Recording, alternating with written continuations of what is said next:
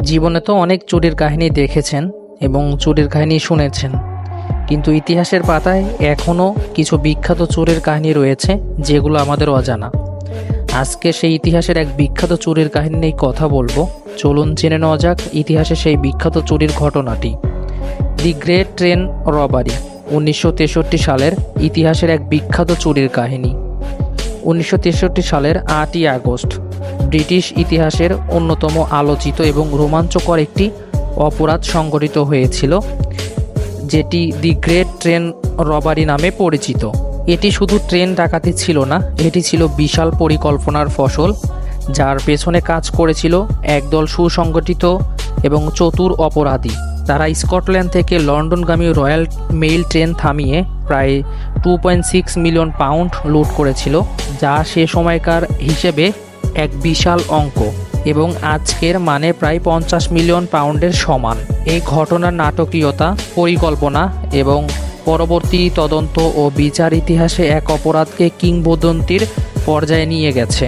আজও এই ঘটনা নিয়ে উপন্যাস, সিনেমা ও গবেষণামূলক কাজ করা হয়। অপরাধ জগতের মাস্টারমাইন্ড ছিল এই চুরির ঘটনাটি। এই ডাকাতির মূল পরিকল্পনাকারী ছিলেন ব্রুস রেনডলস। তিনি ছিলেন একজন পেশাদার অপরাধী, যিনি ইতিমধ্যেই বেশ কয়েকটি বড় চুরির সঙ্গে যুক্ত ছিলেন। তার নেতৃত্বে গঠিত হয় এক বিশাল শক্তিশালী দল। সেখানে প্রত্যেক সদস্যর ছিল নির্দিষ্ট ক্ষমতা ও অভিজ্ঞতা। রেনডলসের দলের সঙ্গে যুক্ত হয় Roger Cordon, Charlie Williamson, Ronnie Biggs, Boston Freddie, Roy James ও আরও অনেকে। দলটি মিলিতভাবে সিদ্ধান্ত নেয় ট্রেন ছিনতাইয়ের, কারণ এই মেইল ট্রেনে নিয়মিত বিপুল পরিমাণে অর্থ বহন করা হতো। তারা এই চুরির জন্য 4 মাস সময় নিয়ে পুরো পরিকল্পনাটা গড়ে তোলে। তারা এক প্রাক্তন ট্রেন চালকের সহায়তায় ট্রেনের গতি, যাত্রাপথ, সময়সূচি ও নিরাপত্তা ব্যবস্থার সব তথ্য জোগাড় করে রাখে। টার্গেট রাখে ট্রেন রয়্যাল মেইল ট্রেন। যে ট্রেনটি তারা বেছে নেয় সেটি ছিল গ্লাসগো থেকে লন্ডন ইস্টনগামী রয়্যাল মেইল ট্রেন। ট্রেনটি সাধারণত ব্যাংক এবং অন্যান্য সংস্কার পাঠানো নগদ অর্থ ও মেইল ব্যাগ থাকত। 1963 সালের 8ই আগস্ট ওই ট্রেনটি রাত 3টা 30 মিনিটে ব্রাইজগো হেড ব্যাংকিং হ্যামাশায়ার এলাকায় পৌঁছায়। এখানে ডাকাত দলের পরিকল্পনা অনুযায়ী ট্রেন থামানো হয়। অভিযান শুরু করে ট্রেন থামানোর ধূর্ত কৌশল। ডাকাতরা সিগন্যালের ব্যবস্থায় হস্তক্ষেপ করে লাল বাতি জ্বালিয়ে ট্রেন থামাতে বাধ্য করে।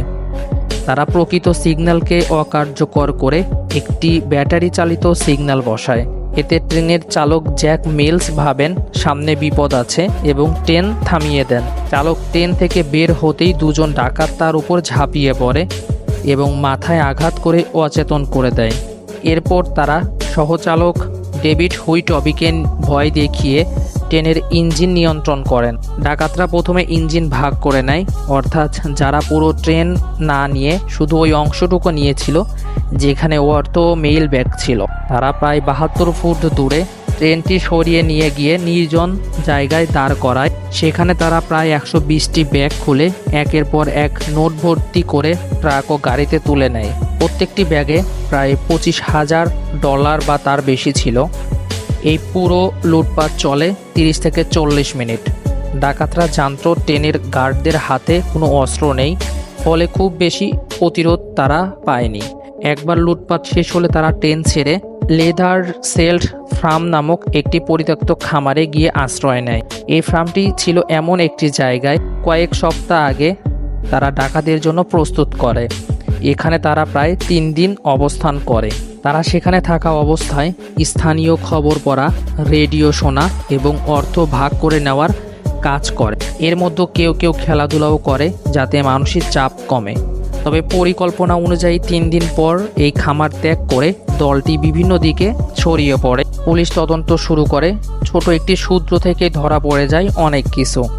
পুলিশ এই ঘটনা তদন্তে নামার পর প্রথমেই খুঁজে পায় ট্রেনের চালককে মারধর করা হয়েছে। এরপর খোঁজ শুরু করা হয় আশেপাশের এলাকায়।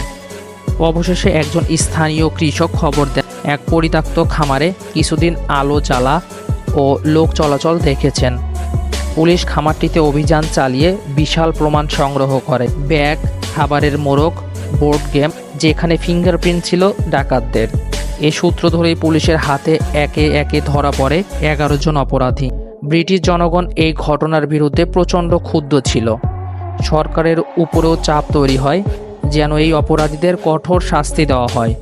1964 সালের বিচার শুরু হয়।